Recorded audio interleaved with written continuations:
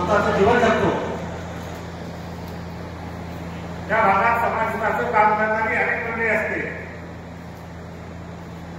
त्यातले खऱ्या अर्थानं घरादारावर तुळशीपत्र ठेवून घरादाराची कुटुंबाची पर्वा न करता चळवळीसाठी स्वतःला झोकून देणारी जी काही मंडळी असते त्यांचा सन्मान होणं खऱ्या अर्थानं गरजेचं असतो। आणि म्हणून आज लोकजागर परिवाराच्या वतीनं अशा या खऱ्या योद्ध्यांचा सत्कार या ठिकाणी कळवणची घेते व त्यांच्या सर्व सहकार्याने आयोजित केला, त्याबद्दल सर्वप्रथम मी त्यांचे मनापासून या ठिकाणी आभार व्यक्त करतो। आज आपण बघितलं की चळवळीत काम करणं काही सोपं नसतं। आता ज्ञानेश्वरांनी सांगितलं, विनायकांनी सांगितलं, सगळ्यांनी बालाजींनी सांगितलं की काय आपल्याला अपरिचित अशी मंडळी नाही। आपण नेहमीच दैनंदिन जीवनामध्ये या सगळ्यांचा लढा आपण आपल्या डोळ्यांनी बघत असतो आणि याला पाठबळ देण्यासाठी समाजातल्या काही घटनांनी पुढे आलं पाहिजे, त्यांच्या पाठीवर कौतुकाची थाप त्या ठिकाणी टाकली पाहिजे। आणि म्हणून त्याच अनुषंगाने आजच्या या कार्यक्रमाचं आयोजन या ठिकाणी केलं। मी तर खरं महाराज बोलण्यासाठी काही आलो होतो, महाराज बोलणं झालं तुमचं ऐकण्यासाठी, तुम्ही असे संकटे महाराज असेल बाकी आपल्या सगळीच मंडळी, नाना असेल, तुमची सर्व मंडळी यांना ऐकण्यासाठी आज मी या ठिकाणी आलो। परंतु कुठंतरी काम करत असणाऱ्या लोकांचं कौतुक या ठिकाणी झालं पाहिजे। आता ज्ञानेश्वरांनी सांगितलं तशा पद्धतीनं चळवळीत काम करताना अडचणी येतात, परंतु त्या अडचणीतून मात करून पुढे जाणं याला खऱ्या चळवळीचा योद्धा असं त्या ठिकाणी आपण म्हणतो। कारण अनेक संघर्षावर मात करूनच आपल्याला पुढे जावं लागतं।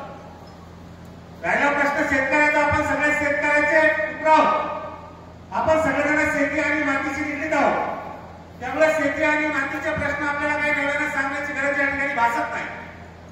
जसं तुम्ही आज या ठिकाणी आंदोलनाच्या माध्यमातून पुढे येत आहे आणि चळवळीच्या माध्यमातून पुढे येत आहे, तसं मी सुद्धा माझ्या राजकीय जीवनाच्या 32 वर्षात अनेक वर्ष शेतकऱ्यासाठी लढा उभारला आणि त्यासाठी असंख्य शेकडो केसेस सुद्धा उभारले। परंतु शेतकऱ्यासाठी लढा उभारत असताना अनेक प्रस्थापितांच्या विरोधाला सुद्धा आपल्याला त्या ठिकाणी सामोरं जावं लागतं। हे सगळं करत असताना, शेतकरी हितासाठी लढत असताना, चळवळीत काम करत असताना शेवटी कुठेतरी राजकीय ताकद आपल्या पाठीशी असावी लागते। माणूस ओघा वगैरे गवळणं त्या ठिकाणी राजकीय क्षेत्राकडे वळल्या जातो। मी तसाच त्या ठिकाणी राजकीय क्षेत्राकडे वळल्या गेलो। आज जसं ज्ञानेश्वरांनी सांगितलं की मी भारतीय जनता पार्टीचा जरी राज्याचा प्रवक्ता असतो तरी मी आपल्या शेतकऱ्याचा प्रवक्ता आहे, त्यानंतर भारतीय जनता पार्टीचा। त्यामुळं या ठिकाणी शासनानं काय केलं काय नाही या खोलात सुधारणा नाही, पण एक गोष्ट नक्की सांगतो की आतापर्यंत इतिहासात आतापर्यंत ज्या सरकारने एवढं मोठं पॅकेज कधी शेतकऱ्याला दिलं नाही। आपण बघितलं असेल की ज्यावेळेस शेतकऱ्याचं जनावर एखादं त्या ठिकाणी मृत पावतं त्यावेळेस शासनाकडून 2-4,000-5,000 रुपयाची मदत त्या ठिकाणी मिळायचे। तुम्ही किमान आता 35-40,000 रुपयाची मदत आपल्याला त्या ठिकाणी शासन देत आहे। परंतु त्याच्या पुढे जाऊन मी हे सांगतो की हे शासन काय, या देशातल्या कुठलंच सरकार शेतकऱ्याची पूर्ण झालेली नुकसान भरपाई त्या ठिकाणी भरून देऊ शकत नाही, हे सुद्धा मी या ठिकाणी जबाबदारी सांगतो। शेवटी शेतकऱ्याची होणारी नुकसान ही प्रचंड मोठ्या प्रमाणात असते, परंतु जास्तीत जास्त प्रमाणात शेतकऱ्याला मदत झाली पाहिजे हा विचार सुद्धा त्या ठिकाणी सत्ताधाऱ्यांच्या मनात येणं गरजेचं आहे आणि त्या विचाराने या ठिकाणी काम झालं पाहिजे। पण मी जरी सत्ताधारी पक्षात त्या ठिकाणी काम करत असलो तरी सुद्धा जिथे शेतकऱ्यांचा विषय येतो त्या ठिकाणी आम्ही त्या ठिकाणी शासनाशी भांडत असतो, शासनाला सुचत असतो की या ठिकाणी असं नाही, अशा पद्धतीने आपण केलं पाहिजे आणि शेतकऱ्याला अशा पद्धतीची मदत आपण त्या ठिकाणी केली पाहिजे। कारण शेवटी शेतकरी जगला तर आपण जगू। आपण सांगितलं की शेतकऱ्याच्या शिवाय या देशाचं पाणी हलू शकत नाही। हा देश कृषीप्रधान देश आहे, त्यामुळे शेती आणि मातीच्या वर्षावर हा देश चालतो।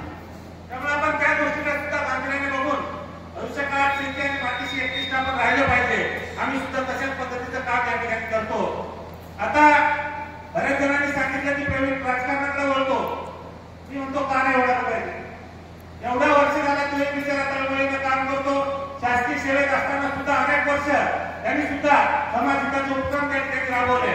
कधी काही जर त्याला वाटलं की आपण किती वर्ष त्या ठिकाणी शासकीय कर्मचारी म्हणून जर लोकांना न्याय देऊ शकत नसेल किंवा देऊ शकलो असेल, त्यापेक्षा जाऊन राजकारणात जाऊन जर मोठ्या प्रमाणात आपण न्याय देऊ शकलो की यात वावगत आहे. त्यामुळं अशा काम करणाऱ्या सगळ्यांनी त्या ठिकाणी पुढे आलं पाहिजे.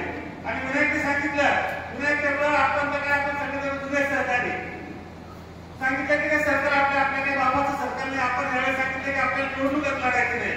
त्यामुळे जे कोणी असं चांगलं काम करणार लढणार असेल त्याच्या पाठीमागे आपण उभं राहायचं हे आपण यावेळी ठरवलेलं आहे. म्हणून तुम्ही फक्त लढत राहा आणि तुमच्या पाठीशी आहे अशा पद्धतीची भावना घेऊन आपण तुमच्या त्या ठिकाणी काम करायचं.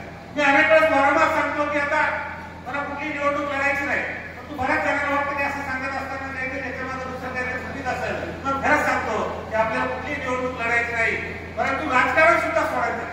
शेवटी राजकारणात असताना निवडणूक लढली म्हणजे आपण राजकारणात राहू शकतो अशातला काही भाग नाही. निवडणूक न लढता सुद्धा आपण राजकीय क्षेत्रात काम करू शकतो. राजकीय क्षेत्रात असणं यासाठी गरजेचं आहे की ज्यावेळेस तिथं कुठं आपल्याला वाटतं की अशा पद्धतीचं हे काम झालं पाहिजे, त्यासाठी आपण त्या शक्तीची राजकीय शक्तीच्या सोबत आपण असलो पाहिजे आणि त्या पद्धतीने आपण त्या ठिकाणी ठामपणे राहिलं पाहिजे. म्हणून ज्यांना तुम्हाला वाटतं आणि जी काही समाजहिताचे काम करणारी मंडळी आज तुम्ही सुद्धा चळवळीत काम करता, तुम्हाला सुद्धा उत्तर आणि निवडणूक लढण्याचा अधिकार आज नाही पण भविष्यात. कारण आता आपण एकच जण धरू शकतो त्या संदर्भामध्ये एकाच संदर्भामध्ये. त्यामुळं आज नाही पण भविष्यात तुम्हाला इच्छा झाली तर तुमच्यासाठी सुद्धा आम्ही सदैव पाठीशी आहोत. कारण शेवटी आता मी ठरवलं की आपल्या सरकारच्या सगळ्यांच्या पाठीशी त्या ठिकाणी उभं राहायचं. पूर्ण फुलाची मागणी आपण त्या ठिकाणी मदत करायची. मग त्या ठिकाणी तुम्ही असो असं नाही की तुम्ही माझ्या जवळचे नाही, हा माझ्या जवळचा, हा पक्का, हा तुमचा. जो चांगलं काम करत असेल त्याच्या पाठीशी आपल्याला उभं राहायचंय आणि मग चांगलं काम करण्याच्या पाठीशी आपण सगळ्यांनी या ठिकाणी उभं राहावं. चळवळीच्या माध्यमातून काम करणाऱ्या त्या ठिकाणी बळ द्यावं. पण प्रवीण जरी असला तर आपल्याला वाईट काहीच नाही. आपण त्याच्यासाठी या ठिकाणी पाठीशी उभं राहायला पाहिजे. आपण सगळ्यांनी साथ दिली पाहिजे आणि सगळ्यांनी सहकार्य केलं पाहिजे. अशा पद्धतीची विनंती सुद्धा मी या ठिकाणी आपल्या सगळ्यांना करतो. आज आपण अतिशय चांगल्या पद्धतीने या ठिकाणी कार्यक्रम घेतला, आयोजन केलं, आपल्या सगळ्यांचं कौतुक केलं. त्याबद्दल पुनश्च एकदा लोकजागर परिवाराचे मी मनापासून आभार व्यक्त करतो. आणि खरं तर बोलायचं नव्हतं परंतु सुद्धा आपल्या सगळ्यांच्या आग्रहाखातीर जे काही 2 शब्द या ठिकाणी बोललो आणि बोलण्याची संधी आपण दिली त्याबद्दल आपले सुद्धा आभार व्यक्त करतो आणि थांबतो. जय हिंद, जय भारत.